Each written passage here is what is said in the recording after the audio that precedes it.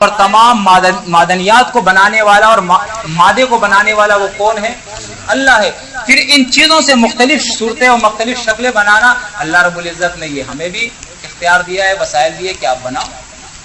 اللہ رب العزت نے تمہیں، لیکن جو تخلیق اللہ کرتا ہے، اللہ فرماتا ہے خلقو کخلقہ، کاف تشبیہ کے لیے آتا ہے، انہوں نے بنایا ہے کخلقہ، اللہ کے بنانے کے جیسے، فتشابہ الخلق، کیا متشابہ ہو گیا ہے، مل گیا ہے۔ اللہ کی تخلیق اور ان کی تخلیق وہ گڑبڑ ہو گئی ہے۔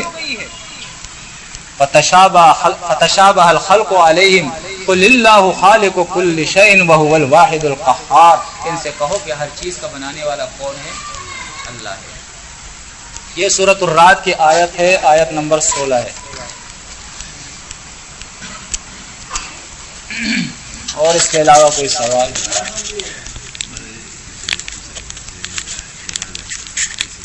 انہوں نے کہ صلاۃ الجنازے کی نماز جو ہے وہ کون سی ہجری سے اسٹارٹ ہوئی ہے، تو اس وقت میرے علم کے اندر یہ نہیں ہے کہ کون سی ہجری سے یہ اسٹارٹ ہوئی ہے، لیکن یہ بات ہے کہ یہ مدنی دور کے اندر جو ہے یہ جتنے بھی احکامات ہیں مدنی دور کے اندر جو ہے اس کا آغاز ہوا ہے۔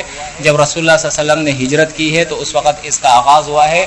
بہرحال قرآن مجید کے اندر سورۃ توبہ کے اندر اللہ رب العزت نے اس کا ذکر کیا ہے، اور سورۃ توبہ جو ہے وہ آخری سورتوں کے اندر ہے، یعنی مدنی دور کے آخری سورتوں کے اندر، اور اس کے اندر اللہ رب العزت جو ہے نا اس کے اندر جو ہے صلاۃ الجنازے کا اللہ رب العزت نے ذکر کیا ہے۔ تو اس سے معلوم ہوتا ہے کہ یہ صلاۃ الجنازہ بھی اسی دور سے جو ہے متعلق ہے۔ بہرحال یہ اگر صحیح تاریخ اس کی ہم دیکھیں، صحیح تاریخ اگر اس کی ہم دیکھیں تو یہ دفنانا، جنازہ کرنا، یہ ساری چیزیں یہ آدم علیہ السلام سے آ رہی ہے، اس لیے کہ اللہ رب العزت جو ہے اپنے نبی سے بیان فرماتا ہے ما کنت بدعا من الرسل، اے رسول آپ نیا دین لے کے نہیں آئے ہیں، یہ وہی دین ہے جو پہلے رسول لائے تھے اور انہی دین کے اوپر آپ کو عمل کرنا ہے۔ تو آپ دیکھیں سورۃ المائدہ کے اندر اللہ رب العزت نے جو ہے حابیل اور قابیل، جس کا نام مفسرین ذکر کرتے ہیں آدم کے دو لڑکے، ان کا ذکر اللہ رب العزت نے کیا ہے کہ ایک بھائی نے دوسرے بھائی کو قتل کر دیا، اس کے بعد پریشان تھا، کوا آیا ہے اور اس نے جو ہے زمین کھریدی ہے اور پھر دوسرے کوے کو اس کے اندر زہر ڈالا ہے، اسے دیکھ کر جو ہے اس نے طریقہ سیکھا ہے، تو اس طریقے سے وہاں سے یہ سلسلہ جو ہے وہ اسٹارٹ ہو گیا ہے۔ تو یہ ساری چیزیں جو ہے آدم علیہ السلام کے دور ہی سے آ رہی ہے کہ انسان کو کیسے دفنایا جائے گا اور انسان کی تکریم کے لیے، اس کی مغفرت کے لیے کون سا طریقہ جو ہے وہ اپنایا جائے گا۔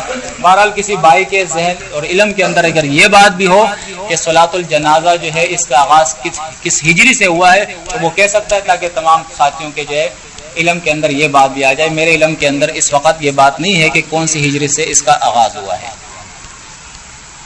اور اس کے علاوہ کوئی سوال ہو تو؟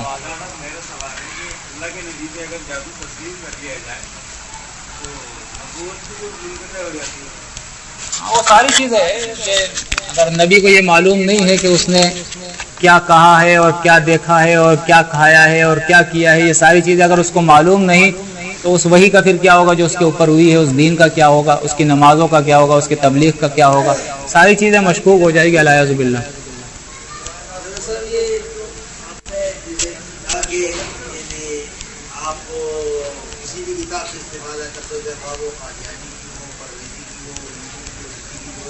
لیکن جہاں پہ یہ نہیں قرآن کے خلاف میں کوئی بات ہو، یہ بات ذرا اس بات کا یہی سمجھانا ہے کہ سب سے پہلے آپ اللہ کی کتاب کو سیکھیں، ٹھیک ہے نا۔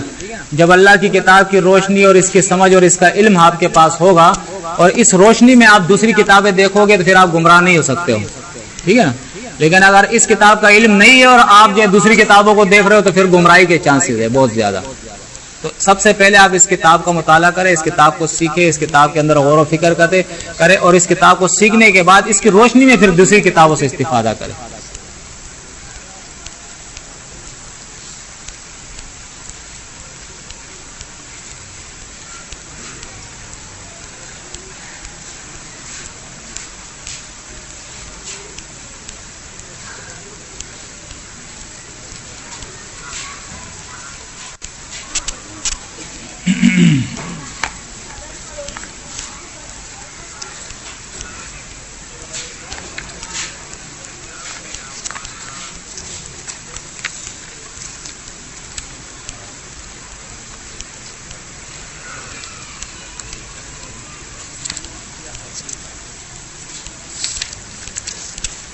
یہ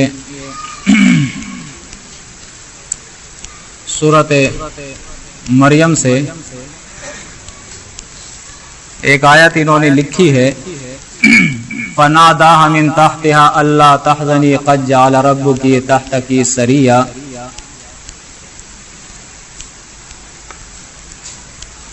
کہ جب بی بی مریم کی ولادت، اس کے عیسیٰ علیہ السلام کی ولادت کا ٹائم آیا تو اس وقت بی بی مریم کے بارے میں اللہ بیان فرماتا ہے، فَنَادَاهَا مِن تَحْتِهَا، پس اس کے نیچے سے اسے آواز آئی، اسے آواز دی گئی، آواز آئی، اللہ تحزنی، کہ آپ غم نہ کریں، قد جعل ربکی تحتکی سریا، کہ تیرے رب نے تیرے نیچے ایک چشمہ جو ہے بہا دیا ہے، جاری چشمہ، وَحُزِّ إِلَيْكِ بِجِذْعِ النَّخْلَةِ تُسَاقِطْ عَلَيْكِ رُطَبًا جَنِيًّا، اور یہ کھجور کا درخت بھی اللہ نے اگا دیا ہے، اس کی شاخوں کو آپ پکڑ کے ہلائے تو اس سے تر و تازہ کھجوریں جو ہے وہ گرے گی آپ کی طرف، کھائے پیے اور اپنی آنکھوں کو ٹھنڈا کریں۔ سوال یہ ہے کہ یہ آواز جو تھی یہ اللہ کی تھی یا جبرائیل علیہ السلام کی یا عیسیٰ علیہ السلام کی، اس کی وضاحت کریں۔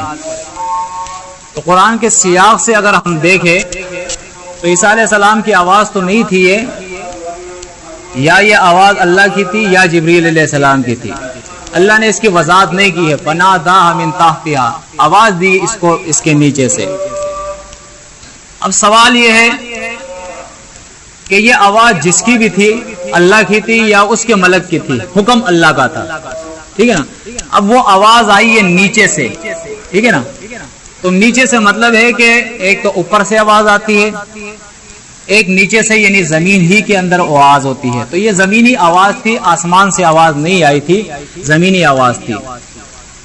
اللہ رب العزت کے بارے میں دیکھیں، ہمارا یہ عقیدہ اور یہ ہمارا ایمان ہے کہ اللہ رب العزت جو ہے وہ فوق عبادہ، وہ اپنے بندوں کے اوپر، وہ اپنے بندوں کے اوپر ہے، اور اس کے لیے جو ہے وَلَهُ الْمَثَلُ الْأَعْلَىٰ، اس کی مثال جو ہے وہ اعلیٰ ہے، ٹھیک ہے نا۔ اس صفت کے ساتھ کہ اللہ رب العزت ہر چیز کے اوپر ہے، وہ کسی کے نیچے نہیں ہے، لیکن اس کے ساتھ ساتھ قرآن ہمیں یہ تعلیم بھی دیتا ہے کہ اللہ رب العزت نے موسیٰ علیہ السلام کو جو تجلی دکھائی تھی اس زمین پہ دکھائی تھی۔ کہاں دکھائی تھی؟ اس زمین پہ دکھائی تھی۔ موسیٰ سے جو کلام کیا تھا اس زمین پہ کیا تھا، ٹھیک ہے نا، آسمان پہ لے جا کے وہاں کلام نہیں کیا تھا۔ اسی طرح قرآن مجید کے اندر اللہ رب العزت سورہ انعام کے اندر ابتدائی آیتوں کے اندر اگر آپ دیکھو گے تو اللہ بیان فرماتا ہے وَهُوَ اللَّهُ فِي السَّمَاوَاتِ وَفِي الْأَرْضِ، وہ اللہ آسمانوں میں بھی ہے اور وہ زمین میں بھی ہے۔ قرآن مجید کے اندر سورۃ الواقعہ کے اندر اللہ بیان فرماتا ہے کہ جب انسان کے موت کا وقت آتا ہے تو اس وقت اللہ بیان فرماتا ہے وَنَحْنُ أَقْرَبُ إِلَيْهِ مِنْكُمْ وَلَكِنْ لَا تُبْصِرُونَ، جس کی موت کا وقت ہوتا ہے ہم تم سے بھی زیادہ اس کے قریب ہوتے ہیں، اللہ فرماتا ہے وَلَكِنْ لَا تُبْصِرُونَ، لیکن تم نہیں دیکھتے۔ تو اللہ رب العزت ہر جگہ حاضر اور ناظر ہے، لیکن اس مسئلے کو سمجھنے کے لیے، اس لیے کہ بعض لوگ بڑے ہی ناسمجھ ہوتے ہیں، وہ اس قسم کی گفتگو سننے کے بعد یہ تصور کرتے ہیں، باور کرتے ہیں، یہ سمجھتے ہیں کہ الیاذ باللہ اللہ رب العزت جو ہے وہ باتھ روم کے اندر بھی ہے، وہ کمرے کے اندر بھی ہے، اور وہ جو ہے اگر ہم اوپر چھت پہ تو ہمارے نیچے والی چھت میں بھی ہے، ٹھیک ہے نا۔ اور اس طرح وہ قرآن مجید اور اللہ کے شان کے خلاف جو ہے وہ ایک عقیدہ بنا دیتے ہیں، حالانکہ ان آیات کا جو ہے ہرگز یہ مقصد نہیں ہے، مطلب نہیں ہے۔ اس مسئلے کو سمجھانے کے لیے قرآن مجید کے اندر آپ سورہ الزمر جو ہے اس کو دیکھیے تو یہاں سورۃ الزمر کے اندر اللہ رب العزت نے قیامت کا ذکر کیا ہے. جیسے یہ آیت نمبر جو ہے 67 ہے 67 ہے. اللہ بیان فرماتا ہے وما قدر اللہ حق قدرہ والارض جميعا قبضته یوم القیامت والسماوات مطویات بیمینہ سبحانہ وتعالی عما یشرکون. اس سے پہلے ایک دو آیات، ایک یہ الرحمن علی العرش استوى، رحمان بادشاہ جو ہے وہ عرش کے اوپر مستوی ہے. اب عرش پر مستوی کا مطلب یہ نہیں ہے کہ جس طرح ہم کرسی پہ بیٹھتے ہیں یا بادشاہ اپنے عرش پہ بیٹھتا ہے تو الیاذ باللہ اللہ کے لیے بھی ایسا ہی تخت بنا ہے اس کے اوپر وہ بیٹھا ہے. نہیں، اللہ رب العزت جو ہے ان چیزوں سے پاک ہے، ان عیوب سے پاک ہے. وہ ان تختوں کا بھی محتاج نہیں ہے اور نہ وہ زمان اور مکان کا محتاج ہے. وہ زمان اور مکان سے بھی پاک ہے، وہ جہت اور سن سے بھی پاک ہے. یہ تمام امت کا عقیدہ ہے، متفقہ عقیدہ ہے. اب اللہ کے عرش سے مراد کیا ہے؟ تو مفسرین اور علماء نے اس سے مراد یہ لیا ہے کہ سلطنت مراد ہے. اس سے کیا ہے؟ اللہ کی سلطنت مراد ہے. جب کوئی بھی چیز نہیں تھی اور یہ پوری کائنات پانی تھی تو اللہ فرماتا ہے کان عرشہ علی الماء، اور اس کا عرش کیا تھا؟ پانی کے اوپر تھا، یعنی اس کی بادشاہی پانی پر تھی. پھر سورۃ انبیاء کے اندر آتا ہے کہ اس پانی سے اللہ نے تمام چیزوں کو کیا کیا؟ پیدا کیا ہے. اسی پانی سے اللہ نے ساری چیزوں کو پیدا کیا ہے. تو اس کے بعد اللہ بیان فرماتا ہے کہ اللہ رب العزت جب اس نے آسمانوں کو بنایا اور زمین کو بنایا ثم استوى الی العرش، تو اس کے بعد اس نے کیا کیا؟ استوا کیا عرش کے اوپر. اور اس کا عرش جو ہے وہ کیا ہے؟ کرسیہ السماوات والارض. اب اس کی کرسی اور اس کا عرش، اس کی بادشاہی کیا ہے؟ آسمانوں پر بھی ہے اور وہ زمین پر بھی ہے. ٹھیک ہے نا؟ اب اللہ رب العزت کی آسمان پہ بھی کرسی ہے، زمین پہ بھی کرسی ہے، ہر جگہ اس کی کیا مراد ہے اس سے؟ یعنی سلطنت اس کی ہے. یہ نہیں کہ وہ الیاذ باللہ ہماری طرح کوئی اس کی ذات ہے اور وہ اس کا وجود ہے اور وہ بیٹھا ہوا ہے. الیاذ باللہ ایسا تصور بھی نہ کرے، ایسا تصور بھی نہ کرے. اس لیے کہ حدیث کے اندر بھی آتا ہے کہ ایسے تصور سے جو یہ کفر کا تصور ہے کہ اللہ ایسا ہے، اللہ ایسا ہے اور اللہ کو کس نے بنایا، یہ ساری کفر کی باتیں ہیں. اللہ بیان فرماتا ہے لیس کمثلہ شیء، اللہ کی مثال نہیں ہے. تو اللہ کے لیے مثالیں نہیں گڑنی چاہیے، یہ متشابہات میں سے ہے. اللہ کی کرسی، اس کا عرش آسمانوں پہ بھی ہے، زمین پہ بھی ہے، ہر چیز کے اوپر ہے. ٹھیک ہے نا؟ اب اللہ بیان فرماتا ہے وَهُوَ مَعَكُمْ أَيْنَمَا كُنْتُمْ، جہاں تم ہوتے وہ وہاں ہوتا ہے. وَهُوَ اللَّهُ فِي السَّمَاوَاتِ وَفِي الْأَرْضِ، وہ آسمانوں میں بھی ہے، وہ زمین میں بھی ہے. یعنی وہ ایسی ذات ہے کہ وہ بیان فرماتا ہے وَنَحْنُ أَقْرَبُ إِلَيْهِ مِنْ حَبْلِ الْوَرِيدِ، میں تو تمہارے گردن کے رگوں سے بھی تمہارے زیادہ قریب ہوں. ٹھیک ہے نا؟ تو اس کی مثال اب یہ ہے، اس کو سمجھنے کی کوشش کیجئے. یہ نہیں کہ یہ سارے دلائل آنے کے بعد ہم جس طرح جہلا یہ کہتے ہیں کہ اس کا مطلب ہے الیاذ باللہ پھر اللہ باتھ روم بھی ہمارے ساتھ میں، باتھ روم میں بھی، ٹھیک ہے نا؟ اور ہم اپنی بیوی سے ہم بستری کرتے ہیں تو وہاں بھی وہ ہوتا ہے، ہمارے کمرے میں بھی ہوتا ہے، ہمارے دکان میں بھی ہوتا ہے. اگر ہم نیچے چھت میں ہیں تو ہمارے ساتھ ہے اور اس کے اوپر دوسرے چھت میں دوسرے لوگ ہیں تو وہاں بھی اللہ ہے. تو یہ کتنے اللہ ہو گئے الیاذ باللہ، یہاں بھی اور وہاں بھی ہے. اس کا مطلب ہے کہ اللہ کو بھی اپنی طرح جسم اس نے دے دیا ظالم نے، کہ یہاں بھی اس کا جسم ہے اور وہاں بھی اس کا جسم ہے. سمجھا ہی نہیں ہے اللہ کی ذات کو. اب اس کے تقرب کو اور اس کی قربت کو سمجھنے کے لیے کہ وہ قریب ہے، کس طرح قریب ہے، اللہ بیان فرماتا ہے. دیکھیے وما قدر اللہ حق قدرہ، تم نے اللہ کی قدر نہیں کی جس طرح اللہ کی قدر کرنی چاہیے تھی. کیا اللہ فرماتا ہے والارض جميعا قبضته یوم القیامت، یہ زمین جو تمہیں نظر آتی ہے نا، یہ سب کے سب کیا ہوگی؟ اللہ کی ایک مٹھی میں ہوگی. تو اللہ کی ایسی مٹھی نہیں ہوگی ہمارے ہاتھ کی طرح. یہ ہمیں سمجھانے کے لیے اللہ بیان فرماتا ہے کہ یہ زمین جو ہے وہ سب کے سب اللہ کی قبضے میں، اس کی قدرت میں اور اس کے ہاتھ میں ہوگی. ٹھیک ہے نا؟